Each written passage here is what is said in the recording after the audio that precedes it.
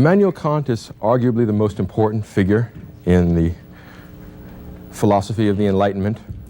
And as Professor Staloff just showed you, his treatment of epistemological and ontological problems is profound and synthesizes many trends that had been present in the history of continental rationalism and also in British empiricism. And the remainder of his philosophy, the moral philosophy and the political philosophy, also deals with themes that had been developed in the previous history of moral thought. Particularly, Kant's moral philosophy is a reaction to the kind of skeptical, reductive, naturalistic approach to philosophy, to morals, to politics that was characteristic of David Hume.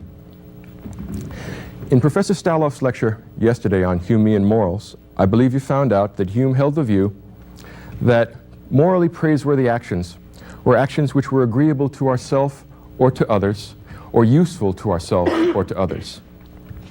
Now, there's all kinds of difficulties attached to this sort of a view. On one level, it's immediately kind of attractive because it's commonsensical. It's more or less consistent with our experience of the world. But there is a deep problem in it, because to some extent, it tends to subjectivize ethics. It makes ethics a question of opinion, or taste, or sentiment, because ultimately the foundation of our moral judgments, in Hume's view, is our feelings of approbation that come from the utility or pleasure we derive from the behavior of ourselves or other people. This bothered Immanuel Kant enormously.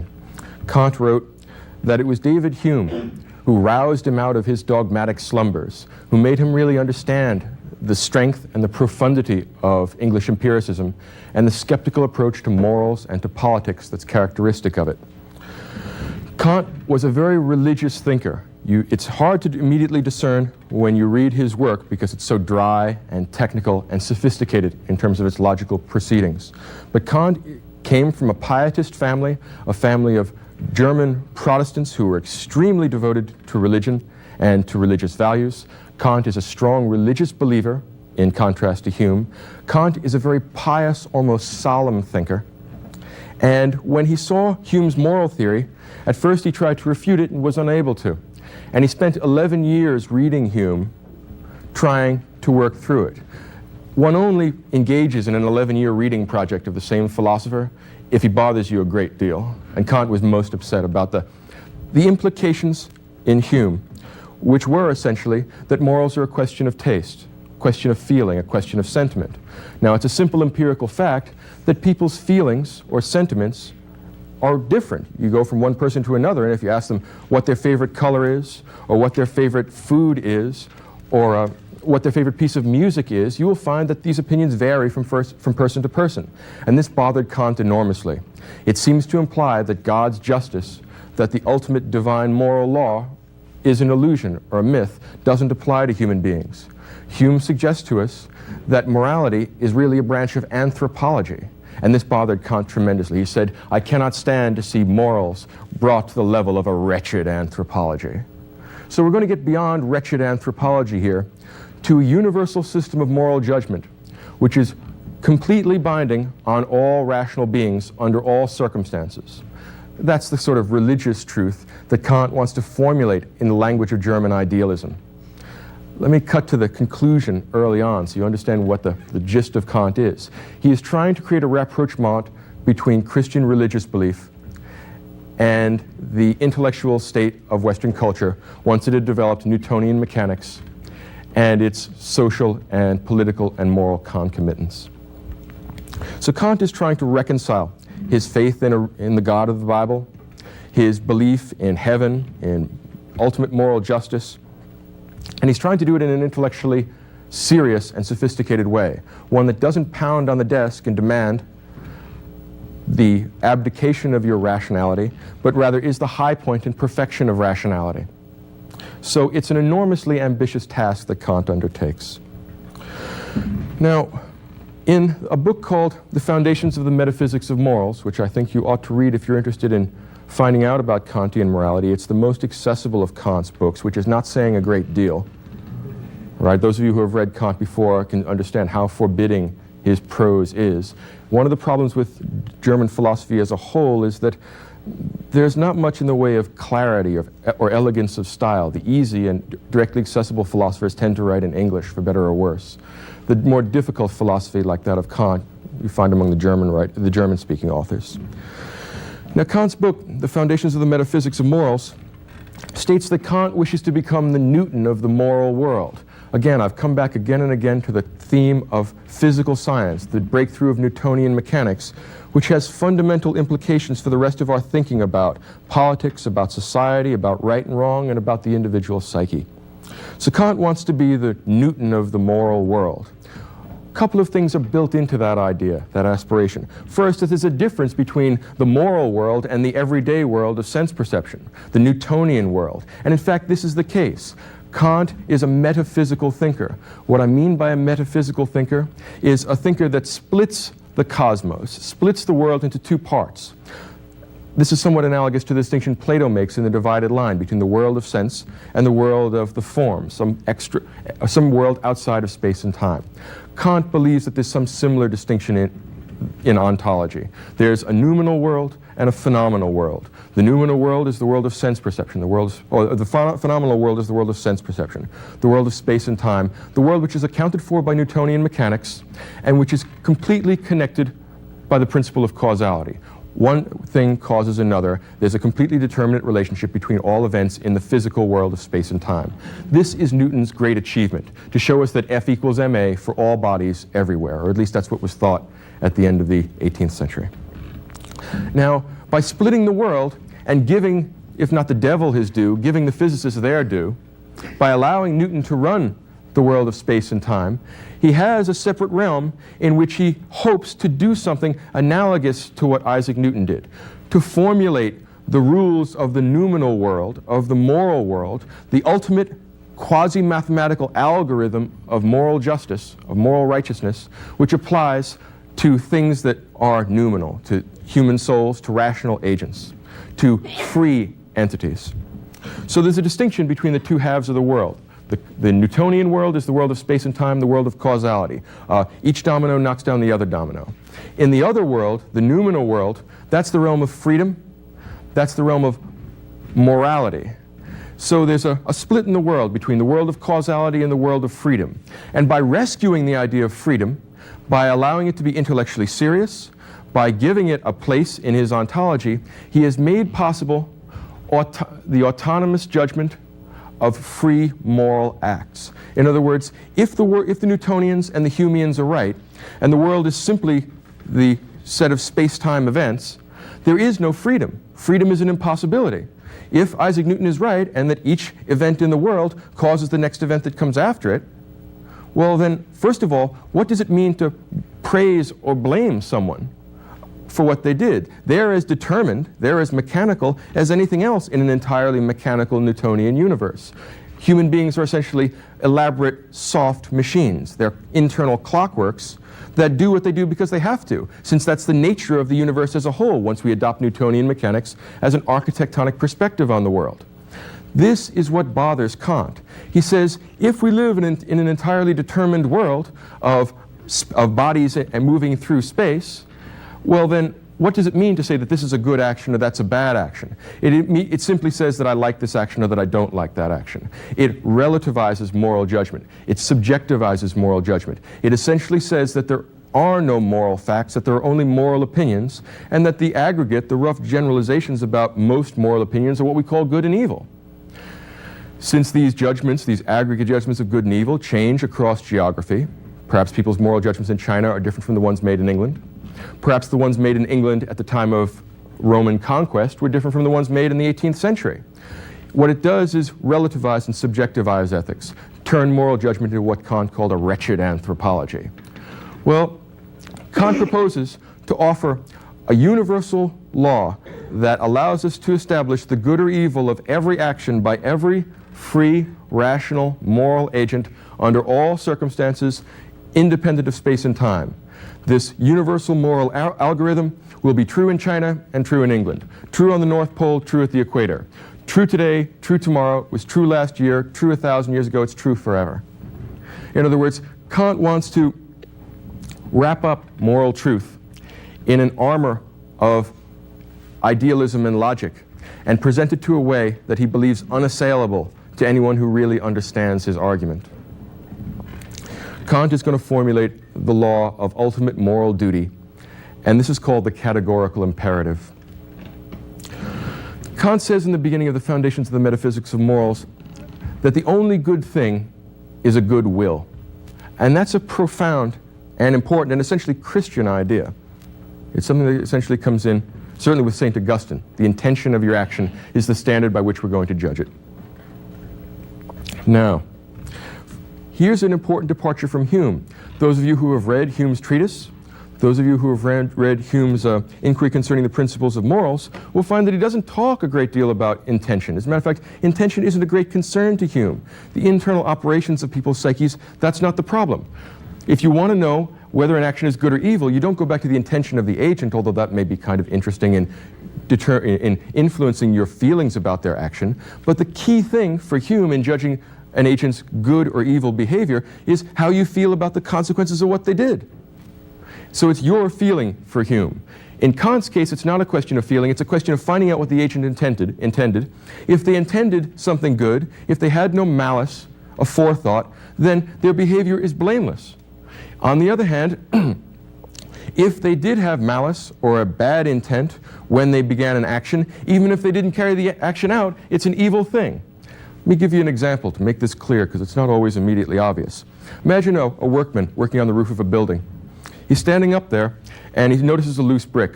He sees somebody on the ground, says, "I don't like that guy, I've always hated that guy." He throws the brick down and kills him. Now, Hume would say, we don't like that because it makes us feel bad for the poor guy that got hit in the head with a brick.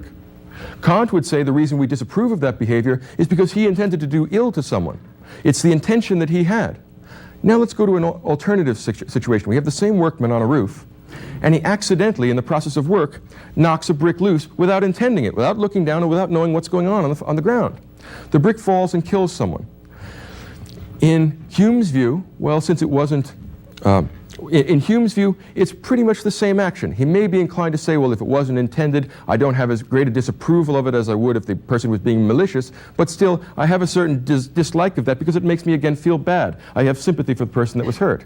In Kant's view, the man's action is morally blameless. He didn't intend to hurt anyone. He performed what we call an accident. Right? That's the distinction between intentionality and accidental behavior. And we have this idea built right into our legal system. There's not just murder, but intent to commit murder, conspiracy to commit murder. If a man was working on this roof and threw the brick down intentionally, we'd put him in jail. If he accidentally knocked the brick off, we would say it was an accident. We wouldn't hold it against him. We wouldn't say that he was morally blameworthy. We might say that he ought to be more careful in the future, that he ought to be more provident, but we wouldn't say that that was a morally evil disposition. That's the key distinction between Kant and Hume. Kant is concerned primarily with people's intentions, with the state of their soul, essentially. Now, Kant's formulation, his universal algorithm for the determination of the good or evil of an action is called the categorical imperative. And in order to understand what a categorical imperative is, you have to understand what a hypothetical imperative is. And in order to understand what a hypothetical imperative is, I have to review briefly all of Hume's moral theory. So I'm going to do that real quickly. All right. Hume has a belief in reason, which states that reason is the slave of the passions. He states that specifically in the treatise. What he means by that is that reason is an instrument which allows us to get the things that we desire, and that the desires we happen to have are not rationally determined. For example, we might say that I have the desire for a cup of coffee. Now, I don't sit down and do some math problems and then say, aha, thus it is proven I want coffee.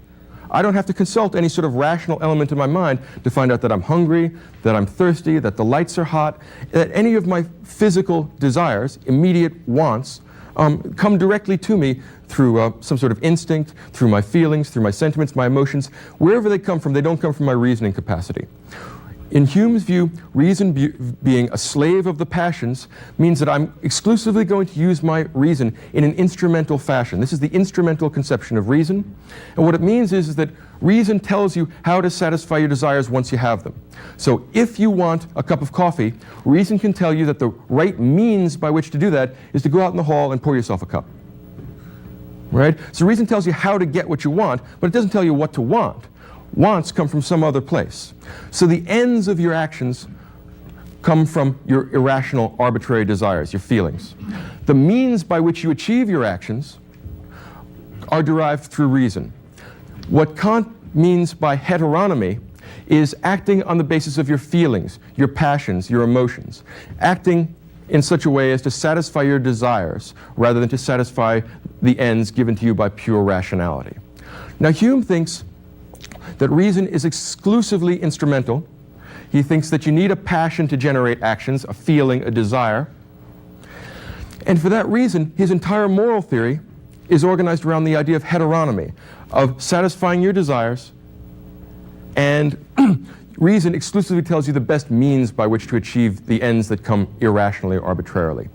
Kant wants to formulate a new conception of rationality, consequently a new conception of the human psyche that corresponds to his new ethical ideas, that makes possible the categorical imperative. Now, the distinction between a categorical imperative and a hypothetical imperative, which is Hume's basis for morals, is something like this. A hypothetical imperative is an imperative that you yourself happen to want simply because you are the person you are doing the things that you're doing. For example, you happen to be thirsty, you might say, I want to go get a drink of water, I want to go get a cup of coffee. It's a hypothetical imperative. If you want to get a drink of water, go out to the water fountain. If you want to get a cup of coffee, go out to the coffee machine. If you want a hamburger, go to McDonald's. If you want an elephant, go to Africa. If you want a volcano, go to Hawaii. In other words, it has the form of if you want something, then do the following. It's a hypothetical imperative. It all depends upon that first part of the clause. If you want X, go do Y. What Kant is trying to formulate is a categorical imperative that doesn't apply to you if you want something.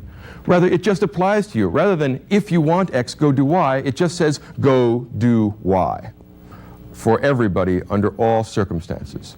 He wants to find some obligation that all rational agents have simply by virtue of being rational agents. This is called the categorical imperative. And what makes the imperative in this case categorical is the fact that it's not hypothetical. And what we mean by it being hypothetical is that if-then clause. If you want a hamburger, go to Burger King. If you want an elephant, go to Africa. It is not an if-then clause. It just says do this. Now, how is he going to pull a rabbit out of his metaphysical hat and find something that everybody ought to do under all circumstances, today, tomorrow, last year, in China, in India, on the North Pole, on the moon, everywhere?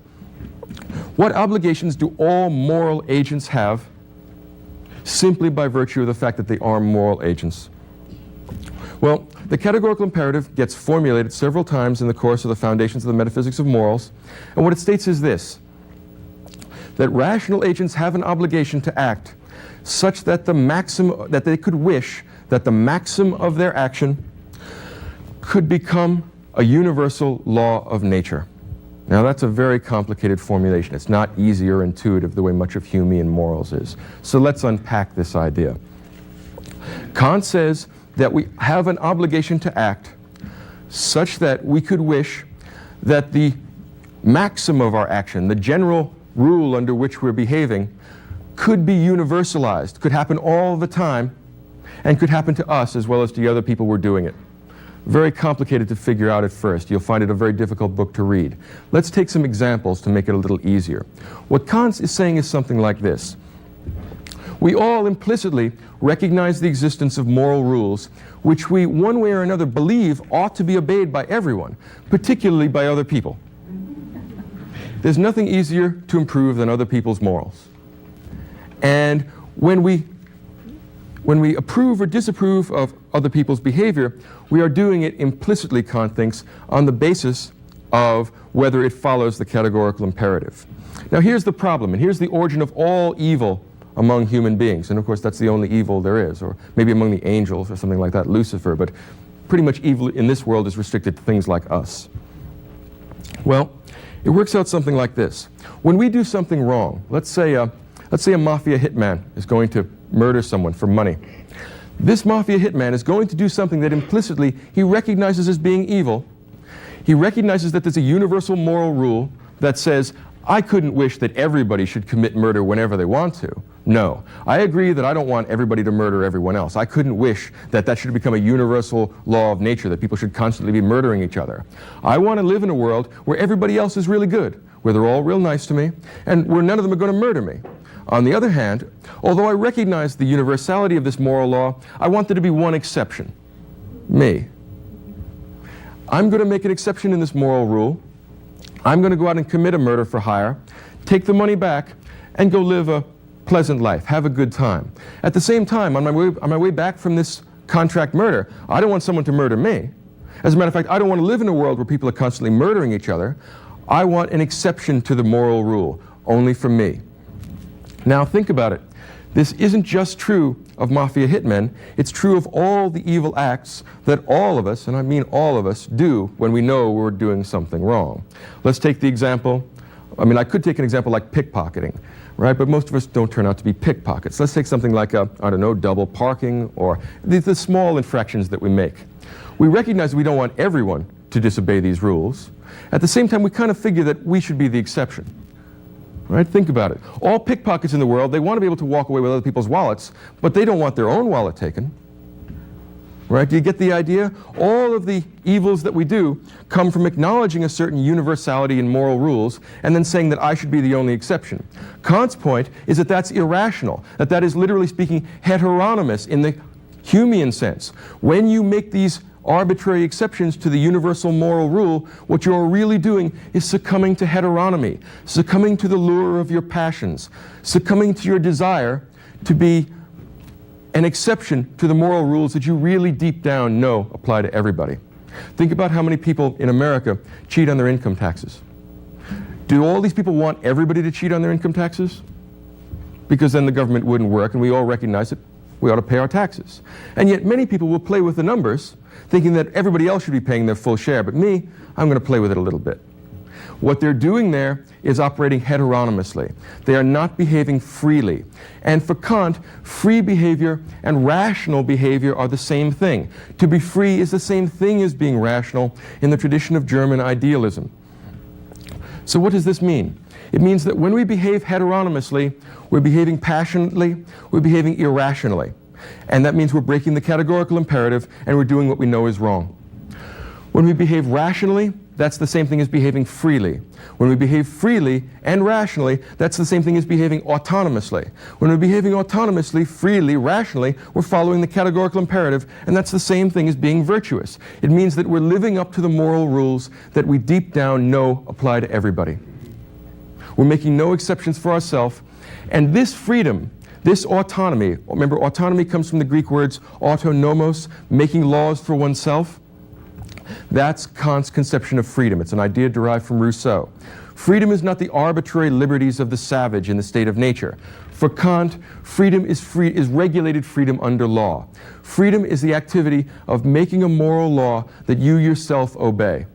This is what enlightenment is, coming to our maturity, taking responsibility for our actions, realizing that there is one universal moral law which commands us to become free, rational, good, virtuous moral agents. Now, what is this? This idea that there's one universal moral law that applies equally to me and to you, and that I ought not to do anything to you that I don't want you to do to me. Well, this is the golden rule dressed up in its logical Sunday best, right? It dresses it up in a sort of armor of logic and strict rationality, and it comes with an enormous apparatus. I mean, Professor Staloff described for you the epistemological stuff that is connected to this. There's an enormous ontological and epistemological system that connects with this. The gist of it is, and in some ways the capstone of this system, is the possibility of creating free, rational, moral agents. In other words, Kant is asking us to be something more than animals, something more than meat. He wants us to live up to the potentialities of having a soul. There's something in us that makes us different from the animals that are entirely heteronymous. We are able to curb our appetites. We are able to make rational choices and rational decisions. We are responsible moral agents. Kant's law, then, is the law of the goodwill formulated in the language of continental rationalism. The whole point of his system is to create the possibility that there is moral knowledge, moral facts, independent of subjective moral feelings or opinions. It makes possible freedom. Remember, in Hume's system, Kantian freedom is an impossibility, it's an absurdity, right? In a completely deterministic world, or since Hume wants to back away from that slightly, in a completely physical world, it doesn't make much sense to talk about freedom. It doesn't make all that much sense to talk about intentions. It's just one damn thing after another. In Kant's system, we are elevated above the rest of nature, and we share something in common with God and the angels. An interesting sidelight to Kant's ethical theory is that it's connected to Kant's political theory. Kant has a political philosophy. It's sort of an addendum to it, but it also is one of the high points of the political theory of the Enlightenment, and it corresponds in some respects to the differences between the Kantian and Humean system. Hume is essentially an empiricist and rather a conservative with regard to political philosophy. He likes things more or less as they are, and you can see how that would appeal to an empiricist. Empiricists, being rational risk minimizers, know what's happened in the past, they know what we can anticipate if we don't make too many radical changes, and they don't have any utopian ideals about changing the world. There's no ultimate moral law that politics or ethics has to refer back to. For Kant, that's not going to be the case. For Kant, the categorical imperative is not only universal, but it applies to every rational agent. And that doesn't mean it applies just to human beings. It applies, for example, to nations. It applies to angels. One assumes that they're incorporeal beings, but also free and rational. Doubtless the categorical imperative applies to them as well. Maybe that's Lucifer's greatest sin, or something along that, because many of his writings try in a very arch way to connect the mythology of Christianity and the Bible with these discoveries that he's made in the realm of logic and pure ideas. Well, Kant's political theory is an extrapolation from his moral theory, and it's in some respects a response to Hume's moral theory and to Hume's political theory. His political theory holds something like this: that first of all, the categorical imperative demands that individual human beings leave the state of nature, if there is any such thing, and form what's called the social contract. You'll find that most of the great political thinkers of the Enlightenment are social contractarians. They're interested in the state of nature, of course, because Newtonian mechanics has moved the focus of intellectual life from theology to the study of nature. So the state of nature comes up again and again in the political theory of the Enlightenment. And what Kant says is something like this: the state of nature can be viewed metaphorically as the state of pure heteronomy, of pure animality, of pure passion pushing around human beings when they haven't discovered, in some respects, their own potential for rational, free, autonomous behavior. This comes up in an essay called The Origins of, what's the name of it? The Origins of Human History or something like that. It's in a collection of political essays and historical essays that Kant wrote just about the time of the French Revolution. And he says that the origin of human history, and here the emphasis is on the word human, as opposed to history in the sense of natural history. The origin of human history is in, quote, the Garden of Eden, when people got kicked out of the Garden of Eden, Adam and Eve had sinned, and they decided to put the fig leaf on. What that means metaphorically, putting on the fig leaf, is that human beings become human. They become rational when they decide to start curbing their desires. And curbing one's sexual impulses is what kind of archetypically separates us from the animals. We are distant from our immediate, passionate demands, from the demands of heteronomy. And that's what makes us free, that's what makes us human, that's what makes us rational. That's what the origin of human history is. The subsequent development of human history progressively moves along until we come to the Enlightenment. The Enlightenment is a period in which free reason, untrammeled human reason, finally ascends to its rightful place in human thought and human life, and it begins to dominate the old metaphorical, mythical systems of religion and political legitimacy. It starts to review and revise the earlier systems of ethical judgment. And for Kant, the development of human rationality is what human history is all about. You can see how in some senses he's going to be a precursor to Hegel. He's going to go for an idea which is going to be very important to Hegel later on, the idea of collective subjects. Usually in an everyday kind of practical way, when we think of a moral subject, when we think of an individual, we're talking about an individual person, bodies and minds, this person and this person and this person. Kant wants to allow for the possibility that moral agency, that moral personhood, and by implication, the obligation to obey the categorical imperative, the universal moral duty, that this obligation adheres not just in individuals, like this person and this person and this person, it adheres in God and the angels, and also in nations. Nations are moral agents for Kant, and this is very important. Because this means that not only do individuals have an obligation to get rid of the dubious and contingent liberties of the savage in the state of nature and form lawful freedom by creating a government out of the state of nature, this is also, since it is demanded by the categorical imperative, and nations are moral subjects who are obligated to obey the categorical imperative, all the nations of the world, this is one of Kant's great discoveries and arguments, are obligated to eliminate the state of nature between nations in the same way and for the same reason that all individual human beings have that obligation.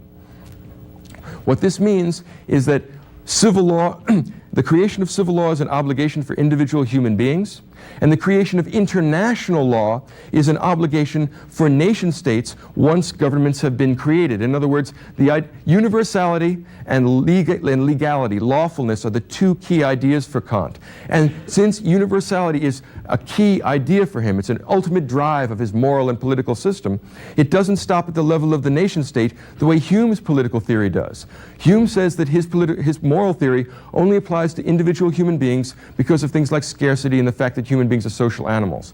Kant says that there's one moral rule for all agents. So there's really no discrepancy. There's a sort of seamless movement from the theory of right as it applies to individuals and the theory of right as it applies to nations or collective subjects. And what that means is that the categorical imperative demands that the nations of the world give up the dubious and contingent freedom characteristic of the state of nature, that they give up the war of all against all, that they give up the right of tooth and fang, and that they create lawful, rational, and in this sense, free relations between them. Kant is one of the first people to formulate the idea that rationality, that freedom, that moral virtue demand the creation of what he called the League of Nations.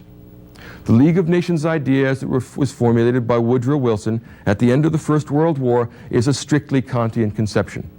Woodrow Wilson, before he became president, was a professor of law and philosophy at Princeton, and he was very much into Kant. I was working on some of his papers recently, and in fact, the idea of a League of Nations is taken by Wilson to be a universal moral obligation, and it actually had practical influence on the development of politics in the 20th century. We are often inclined to suggest that mere moral theory, that the mere cogitations of philosophers 200 and 300 years ago have little or no influence on everyday life. In fact, that's not the case.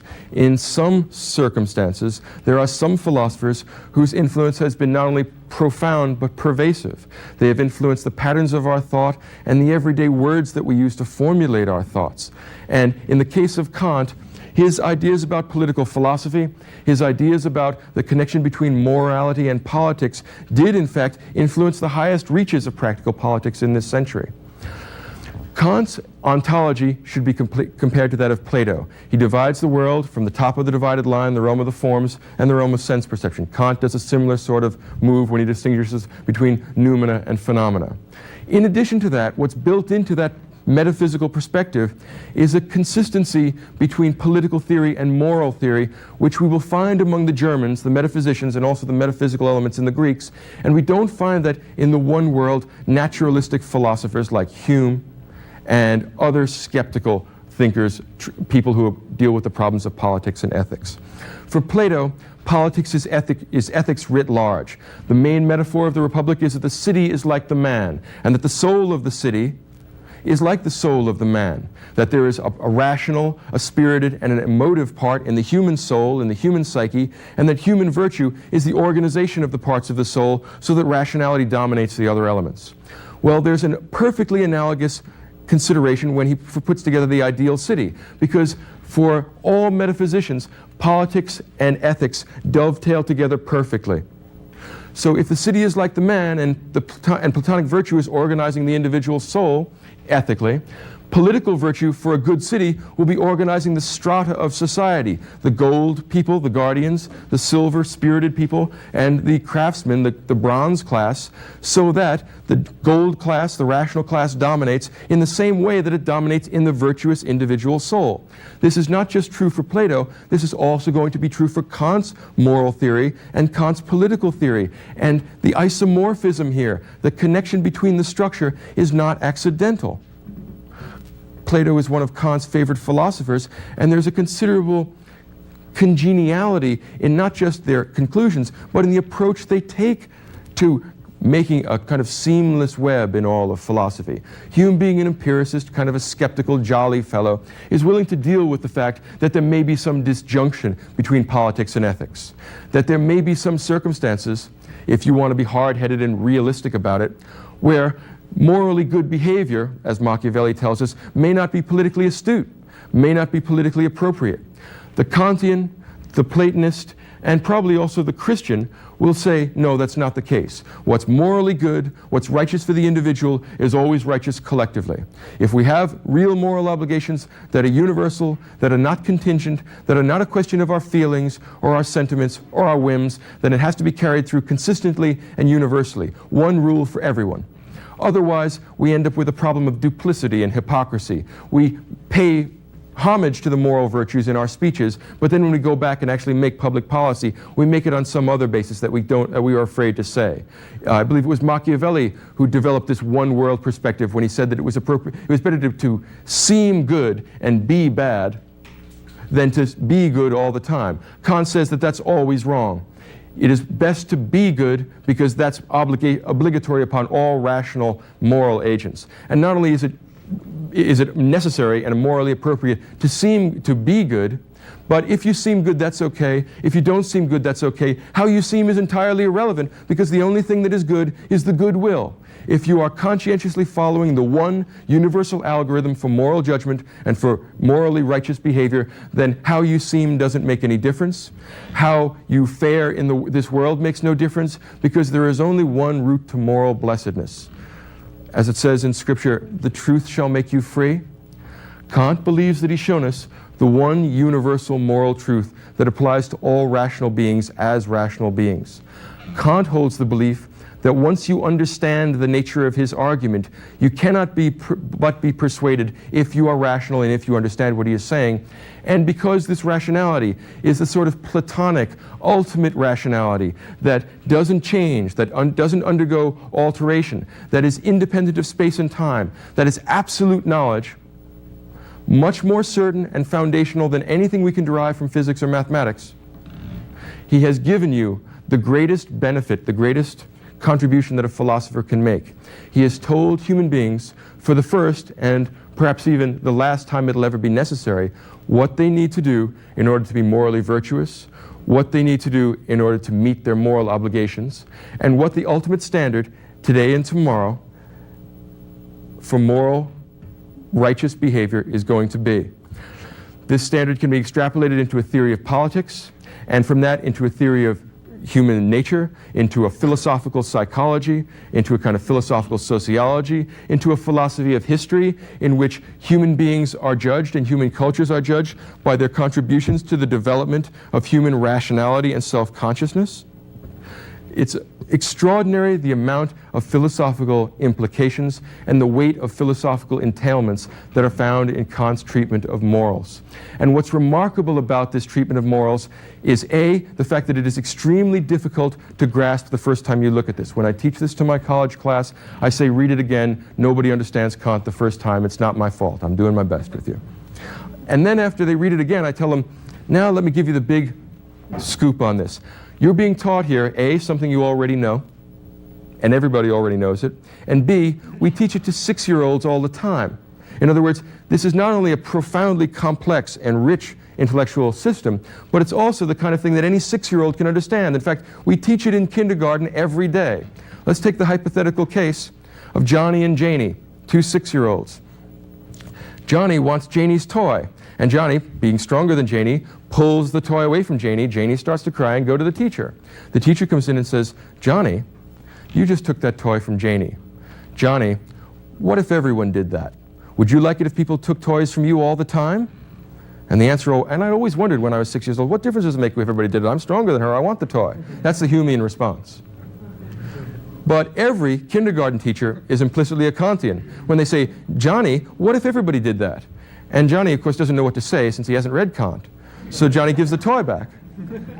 And then if you do that enough time, Johnny gets the impression that there's some reason for him to believe that the moral judgments he makes apply to everyone, even to him, and that he is being wicked and vicious when he makes exceptions to universal moral rules that he wants for himself, that he wants everyone else to obey.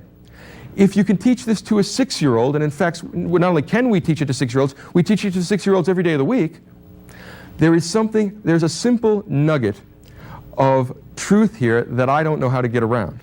That in fact, if I had a 6-year-old, I would probably say things like, Johnny, what if everybody did that? You don't want to take that toy from Janie. And Johnny, being a 6-year-old and a Humean, is thinking, yes, I do, I want the toy. But if we explain to him the idea that, look, moral rules apply to everybody, Johnny, not just to you. And someday you're going to meet 7-year-olds that are bigger than you that are going to take your toys if you don't have a teacher who's a Kantian. So all of our universal moral rules, all of our attempt to create moral order and moral knowledge that's independent of subjectivity, that's independent of relativism, that's independent of a kind of wretched anthropology, is all homage to Kant, like it or not. Many times we find Kant's, the kind of extreme cases of Kant's moral theory, and there are plenty of them, unacceptable. We don't like the immediate implications of them, and oftentimes it seems a little bit too rigorous, a little bit too bloodless, a little bit too lifeless for us, rather too rationalistic. But in practical fact, almost all of us, every day of our lives, not only acknowledges Kantian moral theory, but we teach it to our kids. And the reason we teach it to our kids, I suspect, is that we want them to behave that way, and I think we want them to behave that way because one way or another we believe it. As Woodrow Wilson said in his Philosophy of Education, we must believe what we tell the children. And I think that we tell the children essentially Kantian moral theory because we do believe it. And I think we do believe it, A, because Kant's conception of right and wrong is profoundly built into our conception of rationality and freedom and virtue. And also because he's one of the greatest interpreters, one of the greatest Athenian interpreters of the intellectual tradition that comes out of Jerusalem. And that one way or another our culture is saturated in the moral judgments that come from the Judeo-Christian tradition. And in that respect, telling Johnny that he mustn't do that, it makes Janie unhappy, and what if everybody did that, is really our way of saying that our culture is saturated with these judgments of value, and we don't always bring them to mind. We're not always entirely conscious of them, but they're there whether we acknowledge it or not. And perhaps coming to consciousness of it allows us to think about it, to be certain of what it is we're teaching the children. And I think even after we do that, this is again my homage to Kant, that we're still going to tell them that, Johnny, you mustn't do that to Janie. What if everyone did that? So Kant's theory is a profound, provocative, brilliant, subtle, insightful, moral, epistemological, ontological theory that we teach to kids every day. Homage to Kant. All right? The simplicity of it and the complexity of it is what makes it probably the greatest contribution to the moral theory of the Enlightenment, one of the high points in German idealism, one of the great achievements of the human spirit.